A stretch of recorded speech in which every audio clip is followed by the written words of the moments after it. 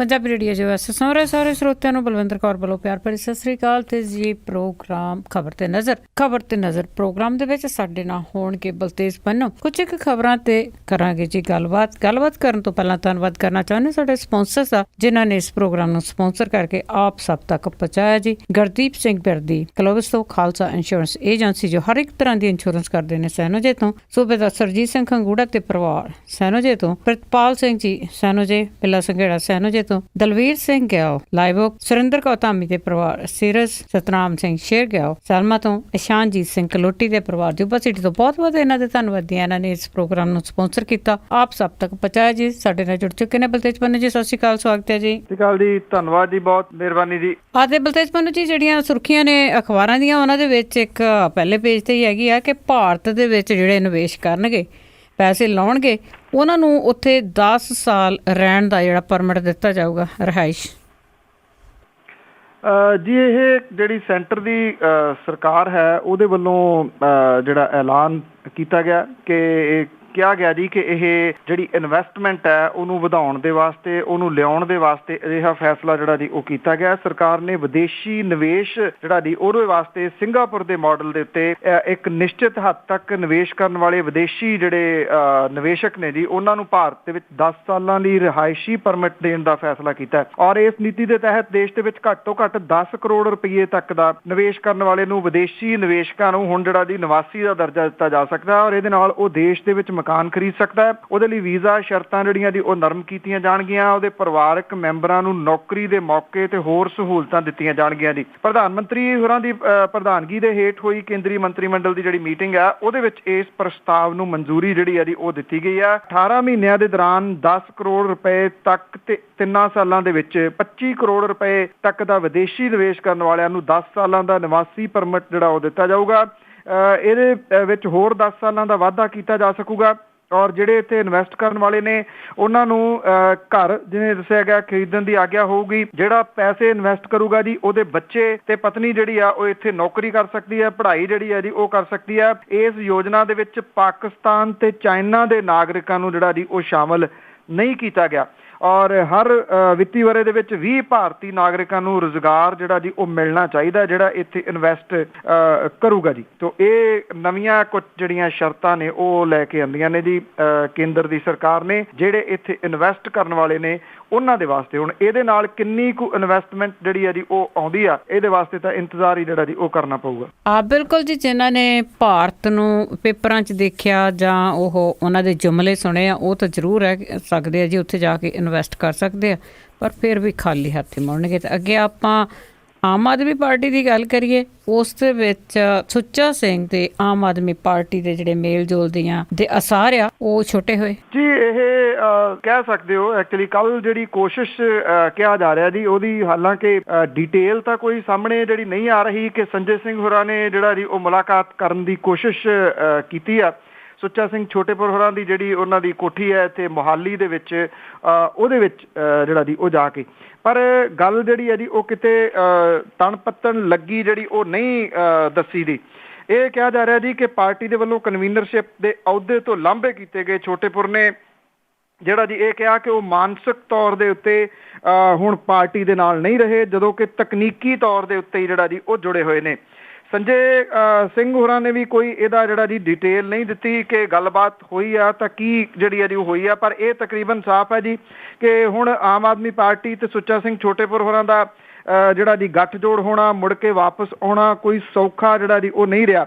ਛੋਟੇਪੁਰ ਹੋਰਾਂ ਨੇ ਇਹ ਕਿਹਾ ਜੀ ਕਿ ਪਾਰਟੀ ਨੇ ਉਹਨੂੰ ਸਿਆਸੀ ਤੌਰ ਤੇ ਮਾਰ ਕੇ ਇੱਕ ਤਰੀਕੇ ਦੇ ਨਾਲ ਨੱਪ ਦਿੱਤਾ ਪਰ ਉਹਨਾਂ ਦਾ ਇੱਕ ਸਿਆਸੀ ਜਨਮ ਜਿਹੜਾ ਜੀ ਉਹ ਮੁੜ ਕੇ ਹੋ ਗਿਆ ਜਿਹਦੇ ਕਰਕੇ ਉਹਨਾਂ ਨੇ ਕੋਈ ਵੀ ਫੈਸਲਾ ਆਪਣੇ ਹਮਦਰਦਾਂ ਤੇ ਸਹਿਯੋਗੀਆਂ ਦੇ ਨਾਲ ਮਿਲ ਕੇ ਲੈਣ ਦਾ ਜਿਹੜਾ ਕੀਤਾ। ਉਹਨਾਂ ਨੇ ਕਿਹਾ ਕਿ 3 ਸਤੰਬਰ ਨੂੰ ਹਰਿਮੰਦਰ ਸਾਹਿਬ ਦੇ ਵਿੱਚ ਜਿਹੜਾ ਜੀ ਉਹ ਮੱਥਾ ਟੇਕਣ ਤੋਂ ਬਾਅਦ ਅਗਲੀ ਸਿਆਸੀ ਰਣਨੀਤੀ ਦਾ ਐਲਾਨ ਜਿਹੜਾ ਜੀ ਉਹ ਕਰਨਗੇ ਔਰ ਉਹਨਾਂ ਜਿਹੜਾ ਹੁਣ ਪਾਰਟੀ ਹੈ ਜੀ ਉਹਦੇ ਵਾਸਤੇ ਵੀ ਇਹ ਟੇਢਾ ਸਵਾਲ ਬਣ ਗਿਆ ਕਿ ਜਿਹਨੂੰ ਕਨਵੀਨਰਸ਼ਿਪ ਦੇ ਅਹੁਦੇ ਤੋਂ ਲਾ ਦਿੱਤਾ ਉਹਨੂੰ ਦੁਬਾਰਾ ਕੀ ਕਨਵੀਨਰਸ਼ਿਪ ਦੇ ਅਹੁਦੇ ਦੇ ਉੱਤੇ ਜਿਹੜਾ ਜੀ ਲਿਆ ਜਾ ਸਕਦਾ। ਜੇ ਉਹਨੂੰ ਦੁਬਾਰਾ ਇਸ ਅਹੁਦੇ ਦੇ ਉੱਤੇ ਲਿਆ ਜਾਂਦਾ ਤਾਂ ਨਿਰਸੰਦੇਹ ਵਿਰੋਧੀਆਂ ਦੇ ਵਾਸਤੇ ਤੇ ਜਿਹੜੇ ਨਾਲ ਦੇ ਉਹਨਾਂ ਦੇ ਸਾਥੀ ਨੇ ਵਲੰਟੀਅਰ ਵਗੈਰਾ ਉਹਨਾਂ ਨੂੰ ਵੀ ਸਵਾਲ ਦਾ ਜਵਾਬ ਦੇਣਾ ਜਿਹੜਾ ਉਹ ਬੜਾ ਔਖਾ ਹੋ ਜਾਊਗਾ ਜੀ ਕਿ ਇਹ ਜਿਹੜਾ ਪਹਿਲਾਂ ਲਾਇਆ ਕਿਉਂ ਗਿਆ, ਤੇ ਮੁੜ ਕੇ ਜੇ ਉਹਨਾਂ ਦੇ ਉੱਤੇ ਦੋਸ਼ ਲੱਗੇ ਨੇ, ਜਿਵੇਂ ਕਿਹਾ ਜਾ ਰਿਹਾ ਕਿ ਪੈਸੇ ਉਹਨਾਂ ਨੇ ਇਕੱਠੇ ਕੀਤੇ ਨੇ, ਤੇ ਫਿਰ ਉਹ ਜਿਹੜਾ ਜੀ ਕਿਉਂ ਲਾਏ ਗਏ ਸੀਗੇ ਦੋਸ਼। ਤੋਂ ਇਸ ਕਰਕੇ ਇਹ ਟੇਢੀ ਖੀਰ ਜਿਹੜਾ ਜੀ ਉਹ ਬਣ ਗਿਆ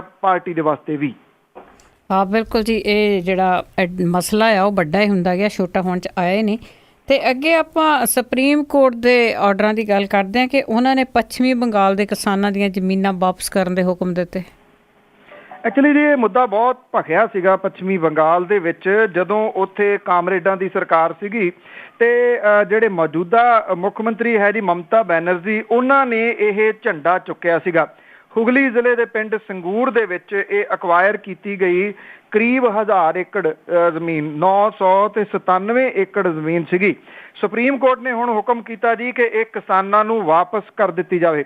ਟਾਟਾ ਮੋਟਰਸ ਦੇ ਨੈਨੋ ਕਾਰ ਪ੍ਰੋਜੈਕਟ ਦੇ ਵਾਸਤੇ ਇਹ ਅਕਵਾਇਰ ਕੀਤੀ ਗਈ ਜ਼ਮੀਨ 12 ਹਫ਼ਤਿਆਂ ਦੇ ਵਿੱਚ ਕਿਸਾਨਾਂ ਨੂੰ ਵਾਪਸ ਦੇਣ ਤੇ ਕਿਸਾਨਾਂ ਤੋਂ ਮੁਆਵਜ਼ੇ ਦੀ ਰਾਸ਼ੀ ਨਾ ਵਸੂਲਣ ਦੇ ਨਿਰਦੇਸ਼ ਜਿਹੜੇ ਆ ਜੀ ਉਹ ਦਿੱਤੇ ਗਏ ਆ। ਜਿਹੜੇ ਬੈਂਚ ਹੈ ਉਹਨੇ ਇਹ ਜ਼ਮੀਨ ਅਕਵਾਇਰ ਕਰਨ ਦੇ ਹੁਕਮਾਂ ਨੂੰ ਖਾਰਜ ਕੀਤਾ, ਪਰ ਦੋਵੇਂ ਜੱਜਾਂ ਨੇ ਆਪਣੇ ਹੁਕਮਾਂ 'ਚ ਵੱਖੋ ਵੱਖ ਕਾਰਨ ਜਿਹੜੇ ਆ ਜੀ ਉਹ ਦੱਸਿਆ। ਅਦਾਲਤ ਨੇ ਕਿਹਾ ਕਿ ਜ਼ਮੀਨ ਮਾਲਕਾਂ ਤੋਂ ਮੁਆਵਜ਼ਾ ਲੈਣ ਦੀ ਲੋੜ ਨਹੀਂ ਹੈ, ਕਿਉਂਕਿ ਪਿਛਲੇ 10 ਸਾਲਾਂ ਦੇ ਦੌਰਾਨ ਉਹਨਾਂ ਨੇ ਇਹ ਵਾਹੀ ਨਹੀਂ ਗੀ ਤੇ ਉਹਨਾਂ ਦੇ ਜਿਹੜਾ ਸੋਰਸ ਆਫ ਇਨਕਮ ਸੀਗਾ ਜੀ ਉਹ ਮੁੱਕ ਗਿਆ। ਜੱਜਾਂ ਨੇ ਇਹ ਵੀ ਸਪਸ਼ਟ ਕੀਤਾ ਹੈ ਕਿ ਜ਼ਮੀਨ ਦੇ ਮਾਲਕਾਂ ਜਿਨ੍ਹਾਂ ਨੂੰ ਪਹਿਲਾਂ ਮੁਆਵਜ਼ਾ ਨਹੀਂ ਮਿਲਿਆ ਸੀ, ਉਹ ਜ਼ਮੀਨ ਦੇ ਨਾਲ ਇਹ ਰਾਸ਼ੀ ਲੈਣ ਦੇ ਵੀ ਹੱਕਦਾਰ ਨੇ। ਸੋ ਇਹ ਦੋਹਰਾ ਫਾਇਦਾ ਜਿਹੜਾ ਜੀ ਉਹ ਕਿਸਾਨਾਂ ਨੂੰ ਪਹੁੰਚਾਉਣ ਦਾ ਯਤਨ ਕੀਤਾ ਸੁਪਰੀਮ ਕੋਰਟ ਨੇ। ਸੁਪਰੀਮ ਕੋਰਟ ਨੇ ਇਹ ਵੀ ਕਿਹਾ ਕਿ ਗਲਤ ਤੇ ਗੈਰ ਕਾਨੂੰਨੀ ਢੰਗ ਦੇ ਨਾਲ ਅਕਵਾਇਰ ਕੀਤੀ ਗਈ ਸੀ ਇਹ ਜ਼ਮੀਨ, ਤਾਂ ਕਿ ਪ੍ਰਾਈਵੇਟ ਕੰਪਨੀਆਂ ਨੂੰ ਫਾਇਦਾ ਜਿਹੜਾ ਜੀ ਉਹ ਪਹੁੰਚਾਇਆ ਜਾ ਸਕੇ। ਜਿਹੜੀ ਜ਼ਮੀਨ ਅਕਵਾਇਰ ਕੀਤੀ ਗਈ ਸੀ ਉਹਦੇ ਨਾਲ ਇਹ ਕਿਹਾ ਗਿਆ ਸੀ ਕਿ ਹਜ਼ਾਰਾਂ ਬੇਰੁਜ਼ਗਾਰ ਨੌਜਵਾਨਾਂ ਨੂੰ ਰੁਜ਼ਗਾਰ ਮਿਲਣਾ ਸੀਗਾ, ਪਰ ਨਾਲ ਦੀ ਨਾਲ ਇਹਨੇ ਜਿਹੜੀ ਅਦਾਲਤ ਆ ਜੀ ਉਹਨੇ ਇਹ ਕਿਹਾ ਕਿ ਰੁਜ਼ਗਾਰ ਤਾਂ ਮਿਲਣਾ ਸੀਗਾ, ਪਰ ਕਿੰਨੇ ਲੋਕਾਂ ਦਾ ਰੁਜ਼ਗਾਰ ਖੋਹ ਲਿਆ। ਉਹਨਾਂ ਨੇ ਇਹ ਕਿਹਾ ਜੀ ਕਿ ਰੁਜ਼ਗਾਰ ਖੋਹ ਕੇ ਅੱਗੋਂ ਕਿਸੇ ਨੂੰ ਰੁਜ਼ਗਾਰ ਦੇ ਦੇਣਾ, ਇਹ ਤਾਂ ਰੁਜ਼ਗਾਰ ਦਾ ਕੋਈ ਜਿਹੜਾ ਜੀ ਉਹ ਤਰੀਕਾ ਨਹੀਂ ਗਾ ਜੀ। ਤੁਹਾਨੂੰ ਯਾਦ ਹੋਣਾ ਕਿ ਮਹੀਨਿਆਂ ਬੱਧੀ ਇੱਥੇ ਜਿਹੜਾ ਮੋਰਚਾ ਸੀਗਾ ਉਹ ਸਿੰਗੂਰ ਦੇ ਵਿੱਚ ਲੱਗਿਆ ਰਿਹਾ ਸੀਗਾ। ਪੱਛਮੀ ਬੰਗਾਲ ਦੇ ਵਿੱਚ ਕਾਮਰੇਡਾਂ ਦੀ ਲੰਮੇ ਟਾਈਮ ਤੋਂ ਚੱਲੀ ਆਉਂਦੀ ਸਰਕਾਰ ਨੂੰ ਪੁੱਟ ਕੇ ਸੁੱਟਣ ਤੇ ਮਮਤਾ ਬੈਨਰਜੀ ਦੇ ਵਿੱਚ ਹੱਥ ਦੇ ਵਿੱਚ ਰਾਜ ਆਉਣ ਦੇ ਵਾਸਤੇ ਇਹੀ ਮੁੱਦਾ ਜਿਹੜਾ ਸੀਗਾ ਜੀ ਮੇਨ ਉਹ ਕਾਰਨ ਬਣਿਆ ਸੀ। ਹਾਂ ਬਿਲਕੁਲ ਜੀ, ਅਸੀਂ ਤਾਂ ਚਾਹੁੰਦੇ ਹਾਂ ਕਿ ਕਿਤੇ ਪੰਜਾਬ ਦੇ ਕਿਸਾਨਾਂ ਦੀ ਵੀ ਸੁਣੀ ਜਾਵੇ। ਤਾਂ ਮੇਰਾ ਅਗਲਾ ਸਵਾਲ ਪੰਜਾਬ ਦੇ ਕਿਸਾਨਾਂ ਦੇ ਨਾਲ ਹੀ ਆ, ਬਠਿੰਡਾ ਬੈਲਟ ਦੇ ਨਾਲ, ਕਿ ਕਦੀ ਤਾਂ ਉਹਨਾਂ ਦੀਆਂ ਜਿਹੜੀਆਂ ਫਸਲਾਂ ਆ ਉਹ ਤੋਤੇ ਖਾ ਜਾਂਦੇ ਆ ਤੇ ਹੁਣ ਐਤਕੀ ਬੱਦਲ ਆ ਜਿਹੜੇ ਮੀਂਹ ਆ ਉਸਨੇ ਮਾਰ ਲਏ। ਬਿਲਕੁਲ ਜੀ, ਕਹਾਵਤ ਹੈ ਨਾ ਜੀ ਇੱਕ ਜੱਟਾ ਤੇਰੀ ਜੂਨ ਬੁਰੀ, ਉਹ ਗੱਲ ਹੈ ਜੀ। ਕੋਈ ਨਾ ਕੋਈ ਮੁਸੀਬਤ ਜਿਹੜੀ ਆ ਉਹ ਪਈ ਰਹਿੰਦੀ ਹੈ ਕਿਸਾਨਾਂ ਦੇ ਉੱਤੇ। ਕਪਾਹ ਪੱਟੀ ਦੇ ਵਿੱਚ ਤੇਜ਼ ਪਏ ਮੀਂਹਾਂ ਝੱਖੜ ਨੇ 50,000 ਏਕੜ ਦੇ ਵਿੱਚ ਨਰਮੇ ਦੀ ਜਿਹੜੀ ਕਪਾਹ ਦੀ ਫਸਲ ਹੈ ਉਹਨੂੰ ਰਗੜਾ ਲਾ ਦਿੱਤਾ ਜੀ। 2 ਦਿਨਾਂ ਮਗਰੋਂ ਵੀ ਕਈ ਖੇਤਾਂ ਦੇ ਵਿੱਚ ਪਾਣੀ ਜਿਹੜਾ ਉਹ ਨਹੀਂ ਸੁੱਕਿਆ। ਖੇਤੀਬਾੜੀ ਮਹਿਕਮਾ ਕਾਗਜ਼ੀ ਪੱਤਰੀ ਕਹਿੰਦਾ ਜੀ ਸਾਰਾ ਕੁਝ ਠੀਕ ਠਾਕ ਆ। ਖੇਤੀ ਮੰਤਰੀ ਤੋਤਾ ਸਿੰਘ ਨੇ ਜ਼ਿਲ੍ਹਾ ਖੇਤੀਬਾੜੀ ਅਫਸਰਾਂ ਦੇ ਨਾਲ ਮੀਟਿੰਗ ਕੀਤੀ ਆ। ਇਹਦੇ ਵਿੱਚ ਫੀਲਡ ਅਫਸਰਾਂ ਨੇ ਮੀਂਹ ਤੋਂ ਕੋਈ ਨੁਕਸਾਨ ਨਾ ਹੋਣ ਦੀ ਗੱਲ ਕਹੀ ਹੈ ਜੀ, ਜਦੋਂ ਕਿ ਮੀਂਹ ਦੇ ਨਾਲ ਬਠਿੰਡਾ, ਮੁਕਤਸਰ ਤੇ ਫਾਜ਼ਿਲਕਾ ਜ਼ਿਲ੍ਹੇ ਦੇ ਵਿੱਚ ਨਰਮੇ ਕਪਾਹ ਦੀ ਅਗੇਤੀ ਫਸਲ ਦਾ ਬਹੁਤ ਵੱਡਾ ਨੁਕਸਾਨ ਹੋਇਆ ਜੀ। ਪੰਜਾਬ ਦੇ ਵਿੱਚ ਕਰੀਬ 2.36 ਲੱਖ ਹੈਕਟੇਅਰ ਰਕਬੇ ਦੇ ਵਿੱਚ ਨਰਮੇ ਕਪਾਹ ਦੀ ਜਿਹੜੀ ਹੈ ਜੀ ਉਹ ਫਸਲ ਬੀਜੀ ਗਈ ਆ, ਜਿਹੜੀ ਕਿ ਪਿਛਲੇ ਵਰੇ ਕਰੀਬ 4.5 ਲੱਖ ਹੈਕਟੇਅਰ ਸੀ। ਕਿਸਾਨਾਂ ਦੇ ਅਨੁਸਾਰ ਜੀ ਕਪਾਹ ਪੱਟੀ ਦੇ ਵਿੱਚ ਬਾਰਿਸ਼ਾਂ ਤੇ ਝੱਖੜ ਕਰਕੇ 15% ਦੇ ਕਰੀਬ ਫਸਲ ਨੁਕਸਾਨੀ ਗਈ ਹੈ। ਰਾਮਾ ਮੰਡੀ, ਗਿੱਦੜਬਾਹਾ, ਮਲੋਟ, ਅਬੋਹਰ ਤੇ ਫਾਜ਼ਿਲਕਾ ਇਲਾਕੇ ਦੇ ਵਿੱਚ ਜ਼ਿਆਦਾ ਮਾਰ ਪਈ ਹੈ।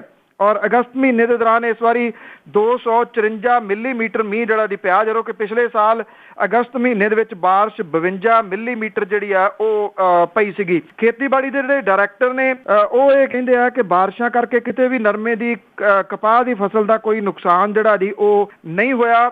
ਉਹਨਾਂ ਨੇ ਕਿਹਾ ਕਿ ਸਭ ਤੋਂ ਪਹਿਲਾਂ ਖੇਤਾਂ ਦੇ ਵਿੱਚੋਂ ਪਾਣੀ ਕੱਢਣ ਦਾ ਜਿਹੜਾ ਜੀ ਪ੍ਰਬੰਧ ਜਿਹੜਾ ਕਿਸਾਨਾਂ ਨੂੰ ਆਪ ਹੀ ਜਿਹੜਾ ਕਰਨਾ ਚਾਹੀਦਾ। ਉਹਨਾਂ ਨੇ ਕਿਹਾ ਕਿ ਹਾਲੇ ਫਸਲ ਨੂੰ 40 ਤੋਂ 45% ਤੱਕ ਹੀ ਟਿੰਡੇ ਜਿਹੜੇ ਉਹ ਲੱਗੇ ਸੀਗੇ, ਜਿਹਦੇ ਕਰਕੇ ਇਹਨੂੰ ਨੁਕਸਾਨ ਨਹੀਂ ਗਿਣਿਆ ਜਾ ਸਕਦਾ। ਅਸਲ ਕਹਾਣੀ ਇਹ ਆ ਕਿ ਜੇ ਇਹ ਨੁਕਸਾਨ ਗਿਣ ਲਿਆ ਜਾਵੇ ਤਾਂ ਫਿਰ ਸਰਕਾਰ ਨੂੰ ਮੁਆਵਜ਼ਾ ਦੇਣਾ ਪੈਣਾ ਜੀ। ਪੱਲੇ ਕੁਝ ਸਰਕਾਰ ਦੇ ਹੈ ਨਹੀਂਗਾ।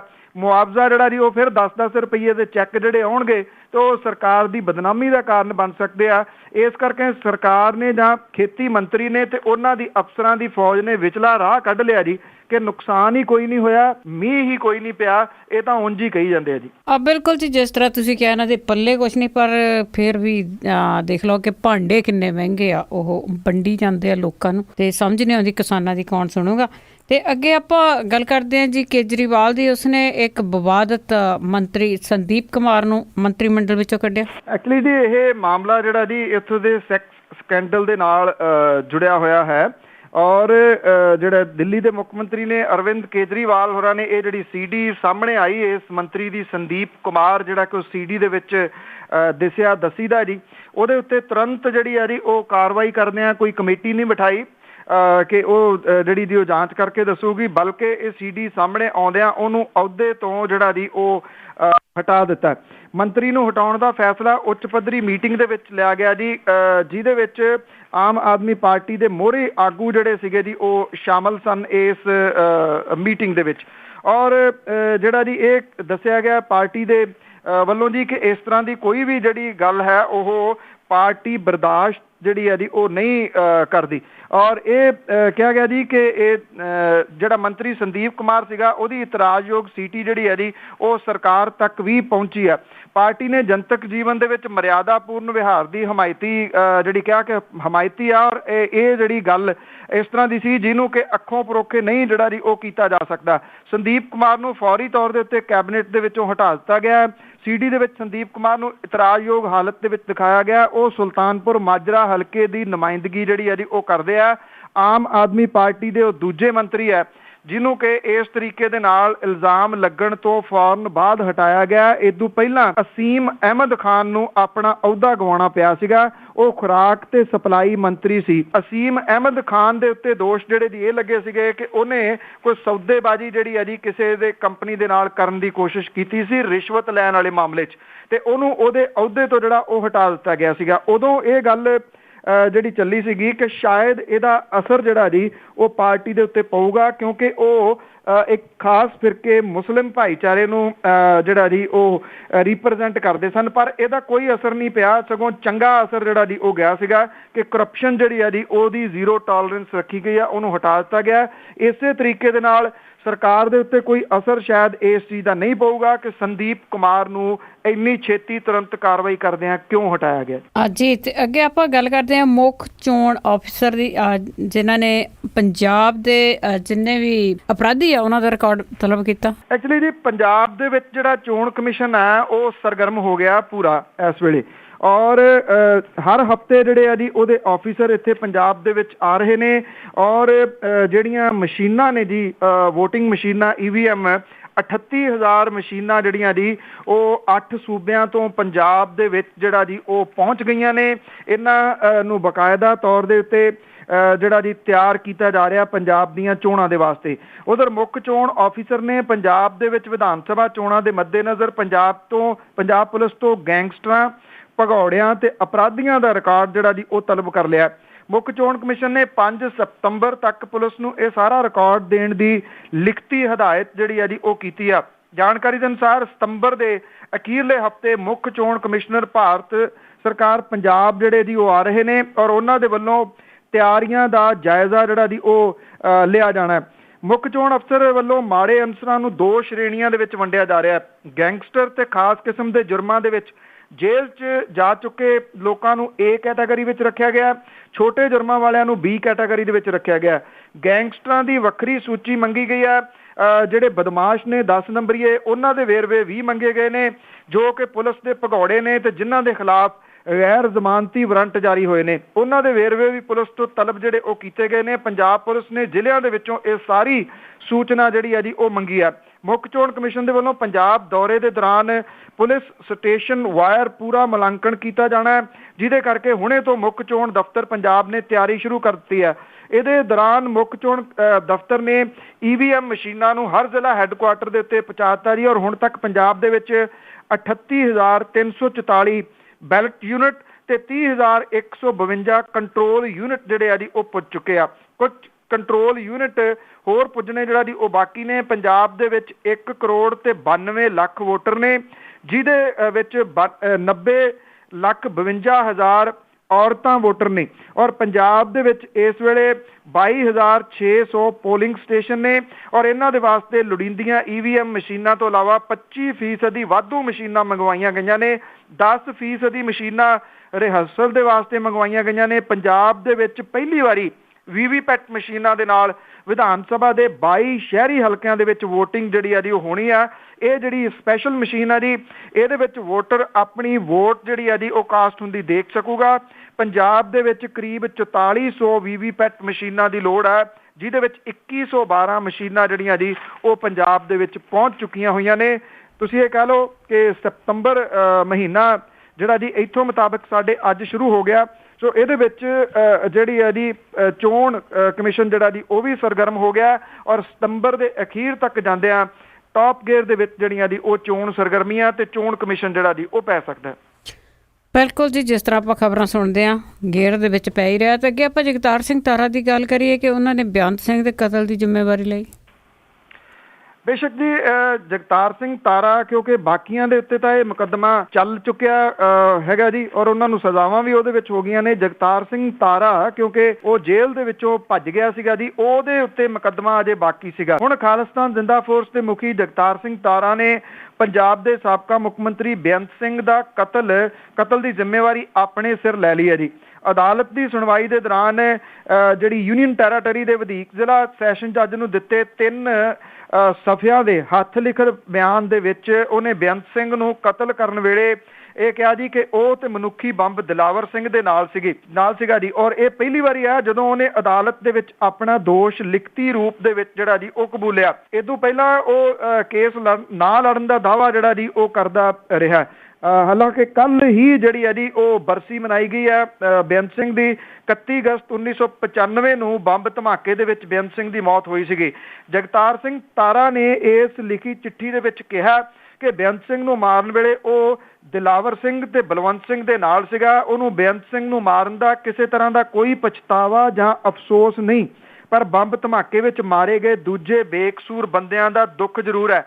ਉਹਨੇ ਚਿੱਠੀ ਦੇ ਵਿੱਚ ਇਹ ਵੀ ਲਿਖਿਆ ਕਿ ਘਟਨਾ ਨੂੰ ਅੰਜਾਮ ਦੇਣ ਦਾ ਫੈਸਲਾ ਪੂਰੀ ਤਰ੍ਹਾਂ ਸੋਚ ਵਿਚਾਰ ਕੇ ਸਿਧਾਂਤਾਂ ਮੁਤਾਬਕ ਹੀ ਲਿਆ ਗਿਆ ਸੀਗਾ। ਚਿੱਠੀ ਦੇ ਵਿੱਚ ਸਾਬਕਾ ਪ੍ਰਧਾਨ ਮੰਤਰੀ ਇੰਦਰਾ ਗਾਂਧੀ ਦੇ ਕਤਲ ਤੋਂ ਬਾਅਦ ਦੇਸ਼ ਭਰ ਦੇ ਵਿੱਚ ਸਿੱਖਾਂ ਤੇ ਹੋਏ ਅਤਿਆਚਾਰ, ਹਰਿਮੰਦਰ ਸਾਹਿਬ ਤੇ ਹੋਏ ਹਮਲੇ ਤੇ ਸਿੱਖ ਨੌਜਵਾਨਾਂ ਨੂੰ ਦਿੱਤੇ ਤਸੀਹਿਆਂ ਦੇ ਉੱਤੇ ਡੂੰਘੇ ਦੁੱਖ ਦਾ ਪ੍ਰਗਟਾਵਾ ਜਿਹੜਾ ਜੀ ਉਹ ਕੀਤਾ ਗਿਆ ਜੀ। ਤੇ ਅਖੀਰ ਦੇ ਵਿੱਚ ਜਗਦੀਸ਼ ਗਗਨੇਜਾ ਦੀ ਗੱਲ ਕਰੀਏ, ਪੁਲਿਸ ਦੇ ਹੱਥ ਹਜੇ ਵੀ ਖਾਲੀ। ਐਕਚੁਅਲੀ ਜੀ ਇਹ ਮਾਮਲਾ ਮੁੱਖ ਮੰਤਰੀ ਹੋਰਾਂ ਨੇ CBI ਨੂੰ ਜਿਹੜਾ ਜੀ ਉਹ ਦੇਤਾ। ਜਿੱਦਣ CBI ਨੂੰ ਦਿੱਤਾ ਉਦੋਂ ਫਿਰ ਜਿਹੜੀ ਜਲੰਧਰ ਦੀ ਪੁਲਿਸ ਹੈ ਜੀ ਉਹ ਕਾਫੀ ਸਰਗਰਮ ਹੋ ਗਈ। ਉਹਨੇ ਜਿਹੜੇ ਸ਼ਿਵ ਸੈਨਾ ਦੇ ਕੁਝ ਨੇਤਾ ਨੇ ਉਹਨਾਂ ਨੂੰ ਰਿਮਾਂਡ ਦੇ ਉੱਤੇ ਲਿਆ ਜੀ। ਜੇਲ੍ਹ ਦੇ ਵਿੱਚ ਨੇ ਜਿਹੜੇ ਜਿਨ੍ਹਾਂ ਦੇ ਉੱਤੇ ਦੋਸ਼ ਇਹ ਆ ਕਿ ਉਹਨਾਂ ਨੇ ਇਹ ਜਿਹੜਾ ਆਪਣੇ ਆਪ ਦੇ ਉੱਤੇ ਆਪੇ ਹਮਲਾ ਕੀਤਾ ਸੀਗਾ ਸਿਕਿਉਰਿਟੀ ਲੈਣ ਵਾਲੇ ਚੱਕਰਾਂ 'ਚ।